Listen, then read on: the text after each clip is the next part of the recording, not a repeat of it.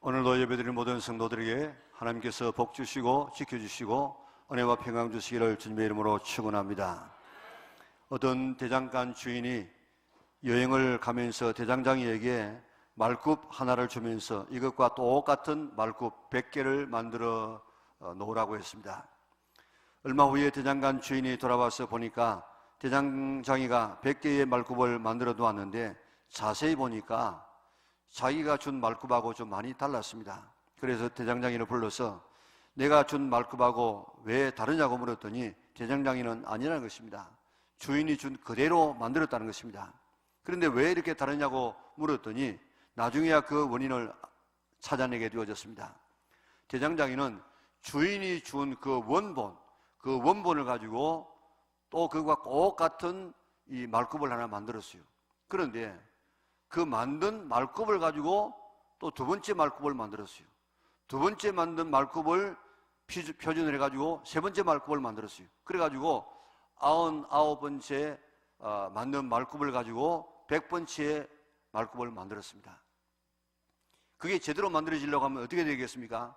처음 만들어진 그 말굽을 가지고 두 번째 말굽을 만들고 또 처음 말굽을 가지고 세 번째 만들고 처음 말굽을 가지고 네 번째 만들고 100번째까지 그렇게 해야만 꼭 같은 말굽이 나올 것인데 이 사람은 정반대로 했습니다. 대장장이는 바로 전에 만들어진 말굽을 모형으로 삼아서 만들다 보니까 100번째 말굽은 첫 번째와 전혀 다른 말굽이 되더라는 것입니다. 교회도 마찬가지입니다. 성경에 나오는 초대교회는 교회의 원형입니다. 이 교회를 따라서 교회가 세워져야 되는데 앞에 있는 교회를 맞추어 가다가 보니까 현대교회는 원형과 다른 교회로 변질되게 되어졌습니다. 초대교회는 오늘 본문 읽었던 말씀을 바라보면 적어도 한 10가지 이상의 이런 특징들을 가지고 있는데 초대교회는 성령으로 충만한 교회였습니다. 사도들의 가르침을 잘 받아서 배우고 성장하는 교회였습니다. 서로 교제하며 떡을 떼는 사랑의 교회였습니다. 오로지 기도에 힘쓰는 교회였습니다. 기사와 표적이 많이 일어나는 교회였습니다. 자기의 부동산을 팔아서 사도들 발 앞에 두니까 서로 물건을 통용해서 교회가 가난한 사람이 없어지는 교회였습니다. 날마다 성전에 모이기를 힘쓰는 교회였습니다. 하나님을 찬미하는 교회였습니다. 온 백성에게 칭송만 받는 교회였습니다. 구원받는 사람이 날마다 더해지는 교회였습니다. 예루살렘 교회는 적어도 10가지 이상의 이런 요소들을 갖춘 교회였습니다. 이런 예루살렘 교회가 교회의 원형입니다. 우리 교회도 이런 교회가 되게 해달라고 기도할 수 있기를 바랍니다. 이 원형인 교회에 본받아 가려고 힘쓰는 성도들 되시기를 바랍니다. 교회라고 하니까 무슨 교회 건물이라든지 이 모임 전에 교회는 사람 아닙니까? 사람. 그러니까 내 한 사람 한 사람이 이런 원형에 가까운 성도가 되려고 힘쓰시기를 바라자는 것입니다. 내 한 사람 한 사람이 이런 성도가 되기 위해서 기도하고 노력하면 좋은 교회, 좋은 성도가 되게 될 줄 믿습니다. 오늘 짧은 시간에 이런 요소들을 다 말씀드릴 수가 없지만은 몇 가지를 말씀을 살펴본다고 하면 첫째로는 오로지 기도하여 성령 충만한 교회와 성도가 됩시다. 두 번째는 사도의 가르침을 받아서 잘 배우고 날마다 성장하는 성도가 됩시다. 세 번째로는 주일날 날마다 늘 모이기에 힘쓰는 그런 교회가 됩시다. 그리고 가정에서는 서로 교제하며 떡을 떼는 사랑의 교회가 됩시다 하는 이 네 가지를 중심으로 해서 오늘 말씀을 살펴보려고 합니다. 먼저 예루살렘 교회와 성도들은 오로지 기도하여서 성령 충만한 성도들이었습니다. 예수님께서 친히 반석 위에 내 교회를 세우겠다 말씀하시는데 그 교회는 마가 다락방에서 오로지 기도하여 성령 충만함을 받은 사람들에 의해서 시작된 교회가 예루살렘 교회입니다. 성령을 체험하기 전에는 모두 두려워서 문을 잠그고 떨고 있었습니다. 엠마오로 갈릴리로 자기 고향으로 갔습니다. 그리고 부활하신 예수님을 만나고 예수님의 말씀에 의지해서 오로지 기도한 사람들입니다. 기도하다가 보니까 약속한 성령님을 충만히 받았습니다. 사도행전 쭉 보면 기도와 성령 충만 이게 계속해서 교차되어 나오지 않습니까? 1장을 보면 예수님께서 성천하시면서 아버지께서 약속하신 것을 기다리라, 기도하라 그렇게 말씀했는데 14절에 보면 그 말씀에 순종한 제자들과 그의 아우들이 120명이 마음을 같이하여 오로지 기도하기에 힘쓰더라. 옛날에는 전혀 기도하기에 힘썼다고 이야기했습니다. 사도행전 2장에 보면 다 같이 한 곳에 모여 기도할 때에 성령님이 불같이 바람같이 임하게 되어지고, 오늘 본문 42절에도 보면 오로지 기도하기를 힘썼다 그렇게 표현하고 있습니다. 3장에 보면 제9시 기도 시간에 베드로와 요한이 기도하러 성전에 올라가다가 안전베개를 고칩니다. 4장에 보면은 핍박이 막 일어납니다. 그러나 그 가운데서라도 굳굳하게 자기의 신앙을 고백한 이 사도들이 와서 보고를 할 때 거기 있는 모든 사람들이 하나님 앞에 기도하기 시작합니다. 주의 말씀을 담대히 전하게 하여 주시옵소서. 손을 내밀어 병이 낫게 하여 주시옵소서. 표적과 기사가 그러한 종 예수님의 이름으로 이루어지게 하여 주시옵소서. 그렇게 기도했더니 모인 곳이 막 진동하기 시작합니다. 그리고 우리가 다 성령의 충만함을 받았다고 했습니다. 초대교회는 이와 같이 오로지 기도하는 교회였습니다. 기도하니까 성령으로 충만한 교회요 성도들이었습니다. 우리가 새벽기도에 300명 출석을 목표로 하고 수요기도에 500명 출석을 목표로 하고 기도하고 있는데, 요즘 기도하는 성도들의 숫자가 점점 늘어나게 되어져서 감사합니다. 오늘 여기에 참석한 우리들 다시 한번 우리들도 나도 이렇게 한번 기도해보리라고 그렇게 결심할 수 있기를 바랍니다. 이제 모든 성도들이 일주일에 적어도 새벽기도에 하면 3번 이상 수요기도에 참여해서 기도하려고 결심해 보세요. 기도해야 네가 살고, 기도해야 네가 살아서 내 가정이 살고, 기도해야만 우리 교회가 살고, 기도해야만 나라가 살 수가 있는 것입니다.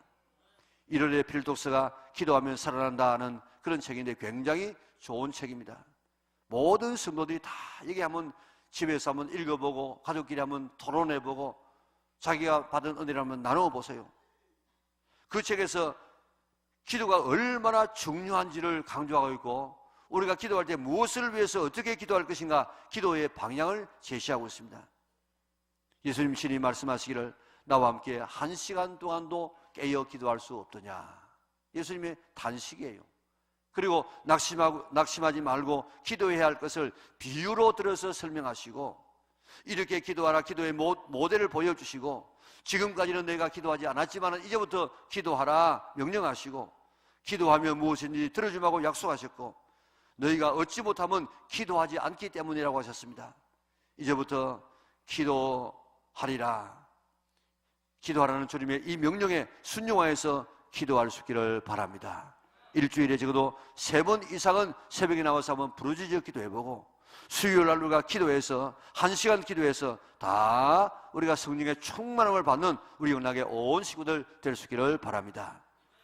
일주일에 3번 이상 새벽에 나와서 부르짖어 기도하고 수요일날 목요일날 부르짖어 기도하면 반드시 성령 충만 받게 될 줄 믿습니다. 성령 충만 받지 못하고 신앙생활하는 것과 성령 충만 받고 신앙생활하는 것은 하늘과 땅의 차이가 있습니다. 성령 충만 받지 않는 신앙생활은 마치 자전거를 타고 가는 것과 같고, 성령 충만 받고 신앙생활하는 것은 마치 오토바이를 타고 가는 것과 같습니다. 자전거 타고 가면 평지에는 탈만합니다. 내려갈 때는 신납니다. 그러나 조그만 오르막길에도 자전거 자체가 힘이 되지 않습니까? 그러나 오토바이는 오르막길 내리막길 아무 차이가 없이 그저 신나게 나아갈 수가 있습니다. 신앙생활도 마찬가지입니다. 베드로의 삶을 보세요. 성령 충만 받기 전에는 거짓말했습니다. 사탄이라고 예수님에게 책망받았습니다. 그리고 두려워서 떨어졌습니다. 자기 고향으로 다 갔습니다. 그러나 성령 충만 받고 완전히 새 사람이 되었습니다. 능력의 사람이 되었습니다. 한 번 설교에 3,000명이 회개했습니다. 그의 그림자만 덮여도 병자가 나았습니다. 순교의 제물이 되었습니다. 위대한 삶을 살았습니다. 무엇이 베드로로 하여금 이렇게 위대한 삶을 살도록 만들었습니까? 성령 충만입니다. 사도행전에서 나와 있는 이 교회의 부흥은 성령 충만을 제외하고는 있을 수 없는, 설명이 안 되는 이야기입니다. 오늘 베드로 같은 이런 성령 충만을 다 기대할 수 있는 우리 영락의 온 성도들 될 수 있기를 바랍니다. 하비 콕스라고는 유명한 신학자가 있습니다. 20세기 최고의 종교학자라는 이런 선정을 받은 분인데, 그가 1965년 이런 세속 도시라는 이런 책을 썼습니다. 이 책이 얼마나 많이 팔렸는가 하면 그 당시에 65년도니까 지금 몇 년 전입니까? 굉장히 오랜 전에 100만 권이 팔렸습니다. 그리고 이 책을 20세기에 가장 영향력 있는 책이라는 그런 평가를 받았습니다. 그런데 이 책에서 뭐라고 이야기하는가 하면 앞으로 기독교는 쇠퇴하게 되진다. 사라질지도 모르겠다. 이런 이 책을 여기에서 썼다고요. 그런데 30년이 지나고 난 다음에 이 하비 콕스가 보니까 자기가 예상했던 대로 교회가 지금 약화되는 것이 아니고 훨씬 더 많은 이런 성도들이 하나님 앞에 나와서 예배를 드리는 겁니다. 그래서 도대체 이게 뭐 때문에 그런가? 그래가지고 세계를 다니면서 한번 조사를 해보았습니다. 그러니까 장로교를 위시한 이런 전통적인 이런 교파에서는 점점 교세가 줄어들지만은 자기의 이상도 되어졌지만은 그러나 순복음 계통, 이 오순절 계통의 순복음 이 계통의 교회들은 2배, 3배 계속해서 교세가 불어나다는 것입니다. 그래서 내가 지금 잘못 짚었구나. 왜 이런 변화가 일어났는가? 성령의 충만이구나. 그래서 바로 30년 뒤에 1995년에 하늘로부터는 불이라는 이런 책을 썼어요. 이 책을 써가지고 인간의 계산으로 바라보면 안 되지만은 그러나 성령께서 임하게 되어지면 오늘 교회는 무한히 지금 성장하고 불어날 수 있다 하는 이런 이야기를 이 책에서 썼다고요. 그리고 이제 2009년에 와서는 또 다른 책을 썼는데 미래의 종교라, 앞으로 종교가 앞으로 어떻게 될 것인가, 이 첫 장에 성령의 시대라 하는 그런 제목으로 챕터를 썼다고요. 이처럼 기독교는 성령의 역사입니다. 성령님의 역사가 아니면은 아무것도 되지 않습니다. 성령님의 역사를 하도 비판하는 세력이 많으니까 위축되기도 했지만은 누가 뭐라고 해도 성령의 역사가 없으면 죄를 이길 힘이 우리에게 없습니다. 세상을 이길 힘이 없습니다. 마귀를 이길 힘이 없습니다. 내 성품 하나 고칠 능력이 우리에게 없습니다. 오직 예수님처럼 그렇게 살아갈 수 있는 능력은, 예수님처럼 능력 있게 살아갈 수 있는 능력은 바로 성령 충만밖에 없는 줄 믿으시기를 바랍니다. 그렇기 때문에 성령의 충만함을 사모할 수 있기를 바랍니다. 기도할 수 있기를 바랍니다. 그래서 오순절적 성령의 충만함을 받아야만 능력 있는 삶을 살아갈 수 있고 이 세상을 변화시켜 놓을 수 있는 줄 믿으시기를 바랍니다. 초대교회 성도들은 성령 충만 받아서 그저 다 방언했어요. 다 귀신 쫓았어요. 다 병 고쳤습니다. 이게 그들의 일반적인 삶이었는데 오늘 요즘에는 그렇게 하면 이상한 사람 되지 않습니까? 우리 열심히 기도해서 성령 충만 받아서 초대교회의 그 모습을 회복할 수 있는 저와 여러분들 다 될 수 있기를 바랍니다. 기도할 수 있기를 바랍니다. 성령 충만 받게 될 것입니다. 성령을 사모할 수 있기를 바랍니다. 그래서 초대교회의 그 영성을 회복하는 우리 영락의 온 식구들 될 수 있기를 주님의 이름으로 축원합니다. 다음은 사도의 가르침을 받아 배우는 교회요 성도들이었습니다. 사도들의 대부분은 갈릴리 어부들이었습니다. 베드로를 성경에는 불황무식한 사람이라고 보았습니다. 이들에게 학벌이 있습니까? 지식이 있습니까? 특별한 경험이 있습니까? 있다고 하면은 예수님과 3년 동안 같이 따라다닌 그것밖에 없었습니다. 그러나 초대교회 성도들은 사도들에게 가르침을 받아서 계속 성장하고 계속 나아지는 신앙을 가졌습니다. 끊임없이 배워야 합니다.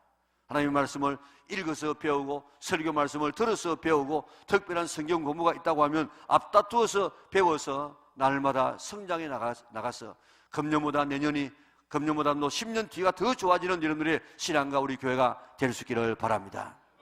김연숙 씨가 쓴 흔들리는 신앙, 붙들어 주소서라는 글이 있는데 그게 보면 자기의 그 이민 생활을 하면서 겪었던 경험들을 이야기하는데 어느 한 교회에 장로님이 22년 동안 신앙생활 하면서 교회를 옮겼는데 여러분 22년 동안에 어느 정도 교회를 옮기면 많이 옮겼다고 할 수 있겠습니까? 그런데 이 장로님은 22년 동안에 몇 번의 교회를 옮겼는가 하면 108번의 교회를 옮겼어요. 108번의 교회를 옮기면서 그런 1년에 한 5교회를 옮겼습니다. 그분은 이상형의 교회를 찾아서 다녔어요. 그런 교회 옮길 때마다 배우려고 생각하는 것이 아니고 어떻게 하면 교회의 단점을 찾아낼 것인가. 그래서 목사님의 허물을 찾아내면 허물을 다른 사람에게 막 이야기하고, 교회 주보가 뭐 이 글자가 틀렸다느니, 또 찬양대 찬양이 금년에는 뭐 화음이 어떻게 했다느니, 또 봉사는 어떻게 한다니, 주방은 어떻다느니, 교인들 태도가 어떻다느니, 108개의 교회를 다니면서 단점을 낱낱이 노트에 적어서 마치 보물처럼 간직하면서 있었다는 것입니다. 그가 병들어 죽게 되자 어느 교회도 그의 장례식을 해주겠다고 나선 교회가 없었다는 것입니다. 모든 사람들은 이상적인 교회를 찾습니다. 그러나 이 세상에 완벽한 교회는 한 곳도 없는 줄 믿으시기를 바랍니다. 왜 그렇습니까? 교회는 스스로 죄인이라고 고백하는 사람들이 모인 모임입니다. 다 모두가 연약하고 다 부족한 것이 있는 사람들의 모임이기 때문에 이 교회는 완벽할 수가 없습니다. 이 땅 위에는 이상적인 교회가 없더라도 우리는 이런 교회가 되었으면 좋겠다고 사모하는 교회가 있는데 바로 그 교회가 예루살렘 교회입니다. 우리는 이런 교회를 끊임없이 배워나가야 할 것입니다. 그래서 금년보다 더 나은 우리 성도들 되시기를 바랍니다. 미국의 미시간주에 리차드 디한이라는 유명한 방송 설교 목사님이 계시는데, 같은 시내에서 한 성도들이 목사님에게 찾아와서 상담을 했습니다. 목사님, 어떻게 하면 우리 교회가 시험받지 아니하고 목사님을 다른 교회로 옮길 수 있겠습니까? 그리고 어떻게 하면 우리 교회가 부흥될 수 있겠습니까? 하는 이런 상담을 해봤습니다. 그래서 목사님이 상담에 온 사람들을 앉혀놓고 이야기합니다. 이렇게 하면 당신의 교회가 부흥되게 될 것입니다. 첫째로, 목사님이 설교하실 때 두 눈을 똑바로 뜨고 쳐다보면서 마음속에 커다란 공감을 갖게 되어지면 아멘 아멘 하고 크게 그렇게 아멘으로 외치시기 바랍니다. 두 번째는, 설교가 끝났을 때마다 목사님의 손을 따뜻하게 잡아주고 오늘 은혜 받았습니다 하는 이야기를 잊지 말라고 이야기했습니다. 세 번째로는, 제가 무엇을 할 수 있습니다, 그리고 또 무엇을 이렇게 하면 되겠습니까 하고 이렇게 물어보라고 이야기했습니다. 네 번째로는, 날마다 하루도 빼놓지 말고 당신의 목사를 위해서 기도하라고 이야기했습니다. 그 교회가 어떻게 되겠습니까? 부흥하게 되었습니다. 목사님을 보내지 않아도 될 만큼 그런 좋은 교회가 되어졌습니다. 오늘도 와서 무엇을 배우고 갈 것인가 하는 이런 자세로 오늘도 배우시기를 바랍니다. 그러면 내 신앙은 날마다 성장하게 될 것이고 우리 교회가 더욱더 좋은 교회가 되게 될 줄 믿습니다. 오늘 얼마나 많은 사람들이 조금 처음에 왔을 때는 배워요. 그런데 조금 오래 지나고 나면 안 배워요. 다 배운 것처럼, 다 아는 것처럼. 그리고 또 직분만 조금 높아지면 아예 안 배우려고 애를 씁니다. 우리 그렇지 않습니다. 하나님의 말씀은 무한해서 내 신앙의 높이에 따라서 계속해서 우리에게 귀한 메시지를 주기 때문에 하나님의 말씀을 많이 배워서 더 주님을 알아갈 수 있는, 그래서 더 주님 앞에 겸손할 수 있는, 더 주님의 모습을 닮아갈 수 있는 우리 영락의 온 식구들 될 수 있기를 바랍니다. 세 번째는, 날마다 성전에 모이는 교회였습니다. 가능하면 우리가 성전에 하루에 한 번씩 한번 와서 기도하고 가려고 힘쓰시기를 바랍니다. 예루살렘 교회와 지금의 문화가 다르기는 하지만 그래도 날마다 한 번씩 교회를 다녀가는 습관이라도 한번 가져보세요. 그래서 우리 교회에서는 하루에 한 번 교회 다녀가기를 지금 그렇게 지도하고 있습니다. 우리 주일날 교회 오죠, 수요일날 오죠, 목요일날 우리 목요봉이 오죠, 그 다음 금요일날 목자회라든지 또한 이 제자대학 하죠. 안 오는 날이 언제입니까? 화요일, 월요일날, 화요일날, 토요일입니다. 그래서 이 3일은 새벽 기도라고 나오자는 것입니다. 그래서 새벽 기도 나오자고 하는 것 아닙니까? 자, 이렇게 매일 한 번이라도 교회 나와서 잠깐이라도 우리가 기도하고 가게 되어지면 오늘 이것이 우리의 신앙을 붙들어 주게 될 줄 믿습니다. 한 달이 조금 못됐는데 우리 교회 잘 다니다가 시집을 가서 다른 교회를 잘 섬기는 젊은 한 부인에게서 편지가 왔어요. 지금도 시집 가서 신앙생활을 잘하고 있다는 것입니다. 그래서 감사의 인사를 꼭 하고 싶어서 편지를 썼다는 것입니다.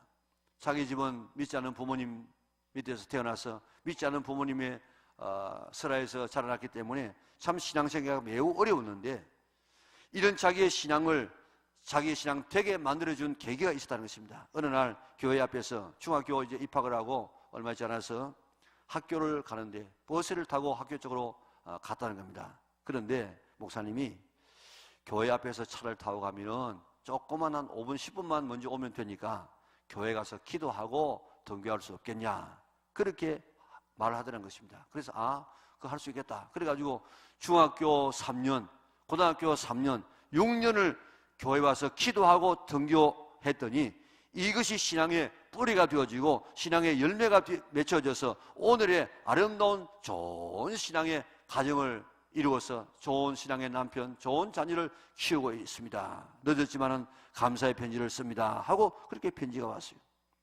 오늘 우리들도 가능한 하면 직장에 갈 때 혹은 학교에 애들을 보낼 때 교회 와서 기도하고 직장 가고, 애들도 교회 와서 기도하고 학교에 등교하는 그런 자녀가 된다고 하면 그것이 신앙의 큰 영향력이 될 줄 믿습니다.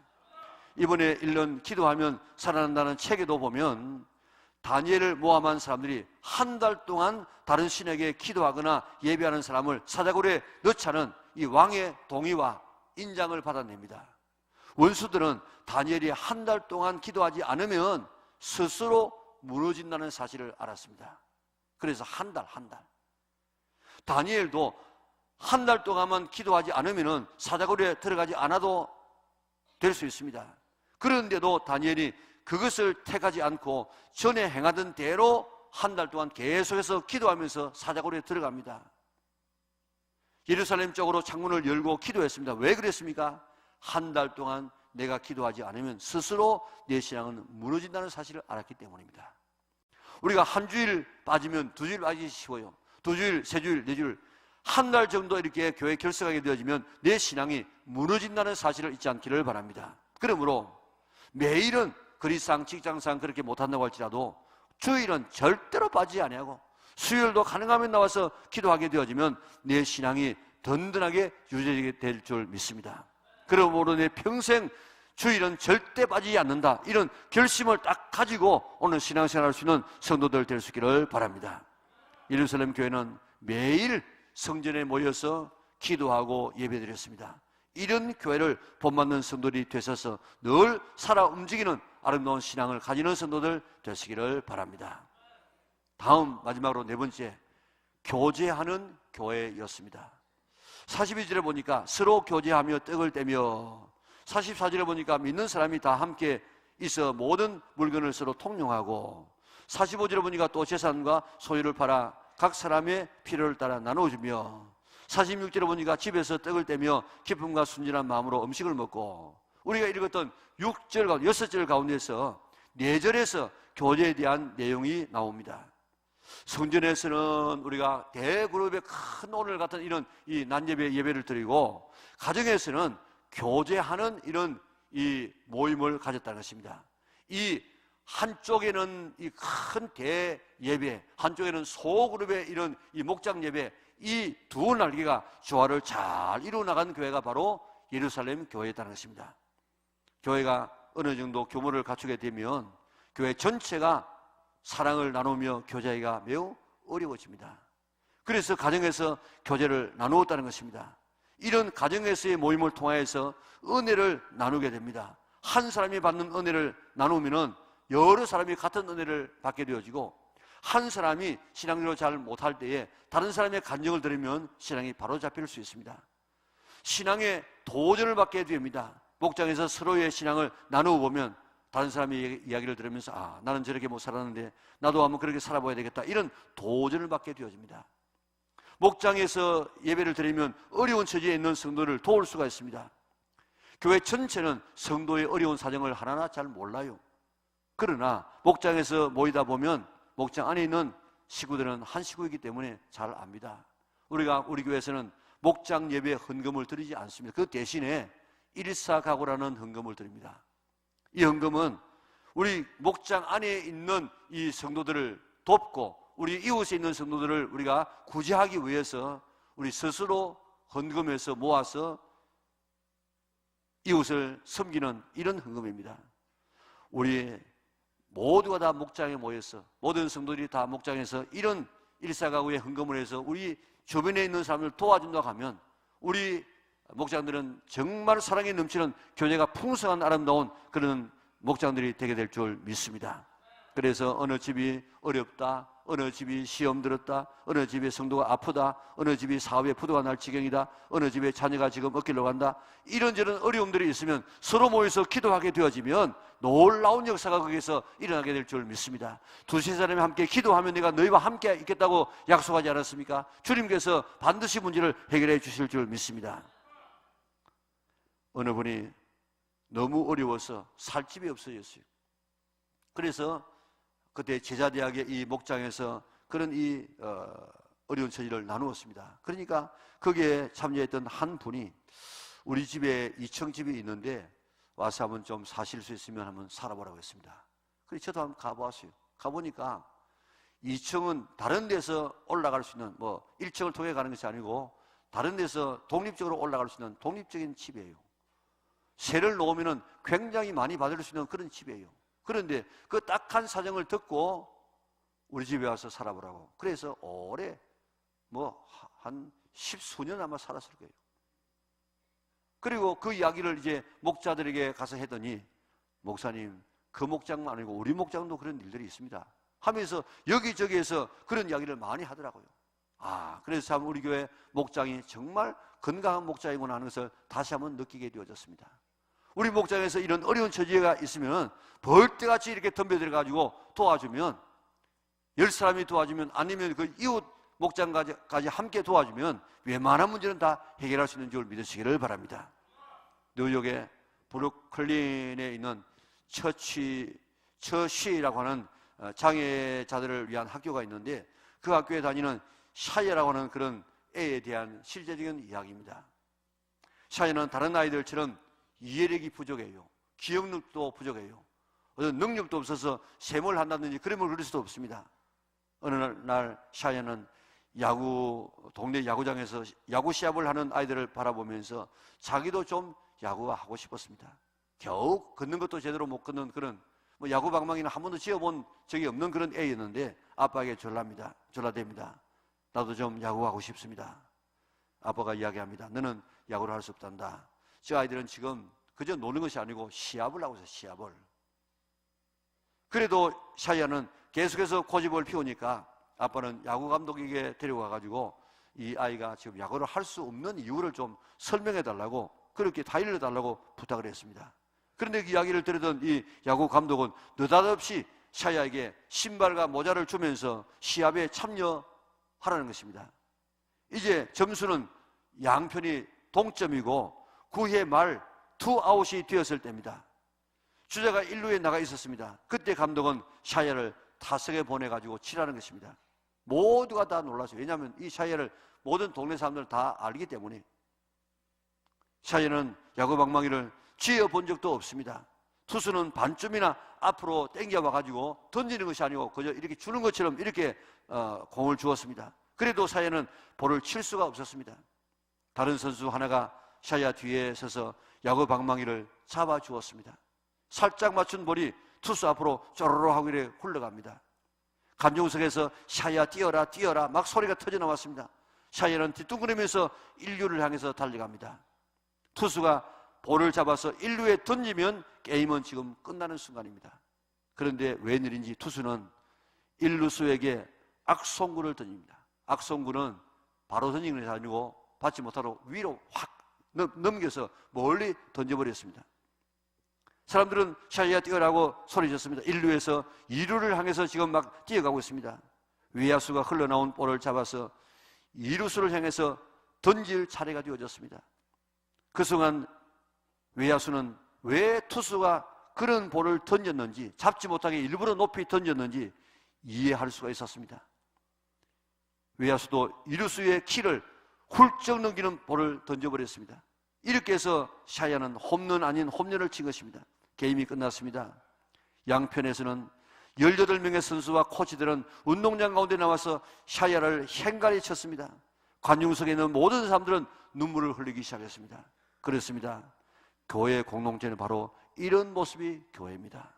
부족해도 서로 섬기고 서로 세워주고 서로 인정해주는 바로 이것이 교회인 줄 믿으시기를 바랍니다.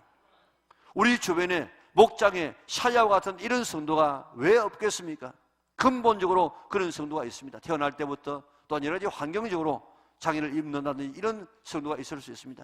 또 일시적으로 때로 부도가 난다든지 때로는 질병에 걸린다든지 때로 사고가 난다든지 때로는 시험에 든다든지 이런 성도가 있을 수 있습니다.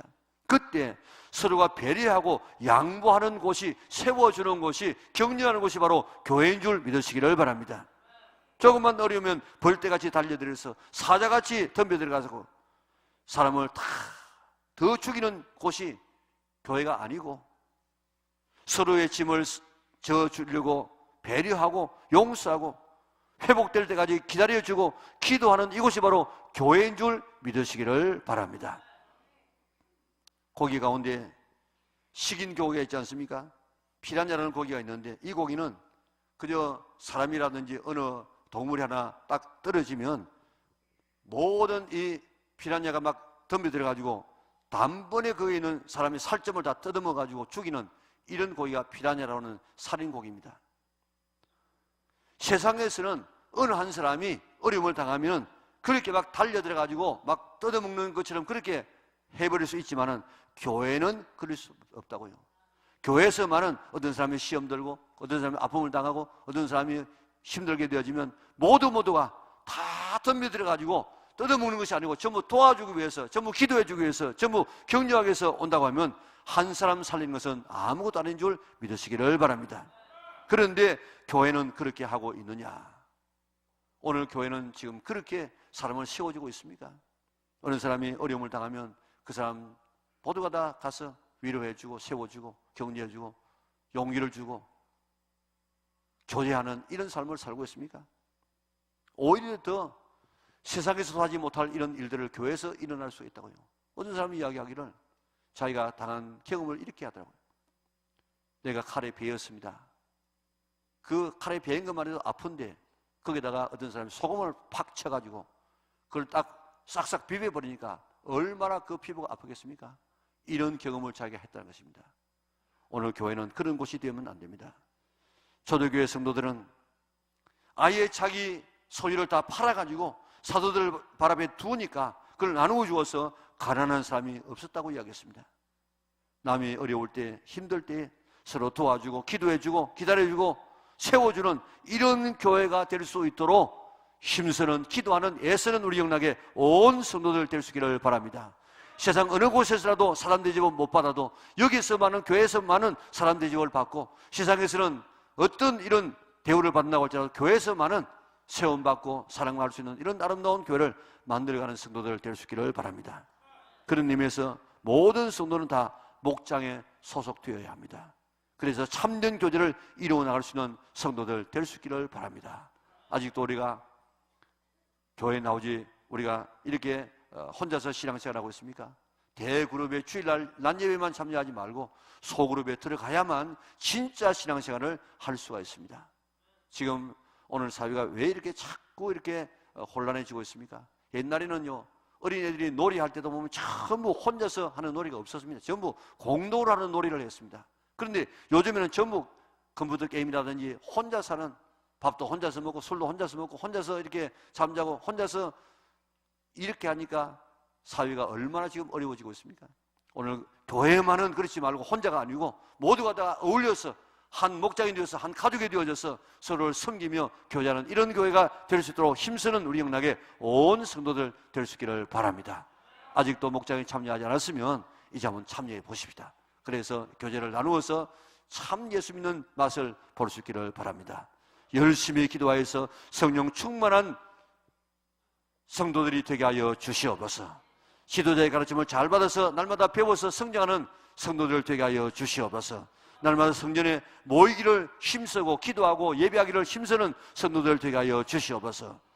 그리고 가진 것으로 남을 섬기고 배려하고 교제하는 교회가 되게 하여 주시옵소서. 그렇게 하게 되어지면 그 뒤에 따라오는 것이 있습니다. 교회가 사회로부터 칭찬받게 되어집니다. 날마다 구원받는 수가 더해집니다. 늘 주님을 찬미하게 되어집니다. 거기에 놀라운 기적들이 일어나게 될 줄 믿습니다. 이런 아름다운 교회의 원형을 향해서 힘차게 나가는 우리 영락의 온 성도들 될 수 있기를 주님의 이름으로 축원합니다. 우리